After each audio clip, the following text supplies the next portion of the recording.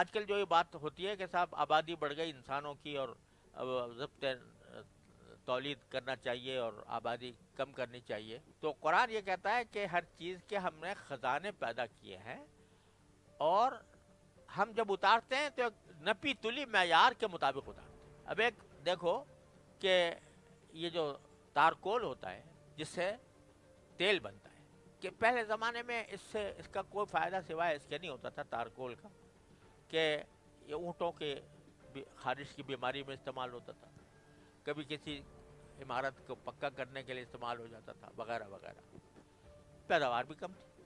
ایک وقت آیا کہ تیل انسان کی ضرورت کا جوہری عنصر بن گیا، تو اللہ تعالیٰ نے جگہ جگہ تیل کے کنویں پیدا کر دیے۔ ہمارے حضرت والد صاحب قدس اللہ تعالی سرہ فرمایا کرتے تھے کہ ہندوستان میں جب ہم رہتے تھے، آپ لوگوں کو تو شاید دیکھنے کا موقع ہی نہ ملا ہو، مجھے یاد ہے کہ ہندوستان میں گائیں بے شمار تھی۔ ہندو لوگ گائے کو تو مارتے نہیں تھے نا، تو وہ بتوں کے نام پر چھوڑ دیا کرتے تھے گائیں۔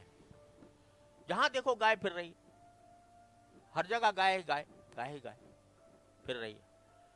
مجھے بچپن میں بھی یاد ہے کہ ہمارے خود محلے کے اندر آزاد پھرتی تھیں، کوئی چھیڑتا بھی نہیں تھا، اتنی زیادہ گائے تھی کہ کوئی حد و حساب نہیں۔ اب کیا ہوا کہ گائے کا ذبیحہ ممنوع کر دیا گیا، اور وہاں پر ہندوستان میں گائے کو ذبح نہیں کر سکتے۔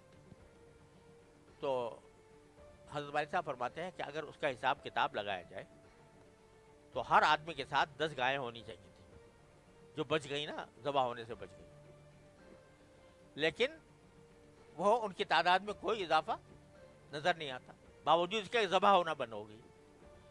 تو جب ضرورت ختم ہو گئی، اللہ تعالیٰ نے پیدائش ختم کر دی۔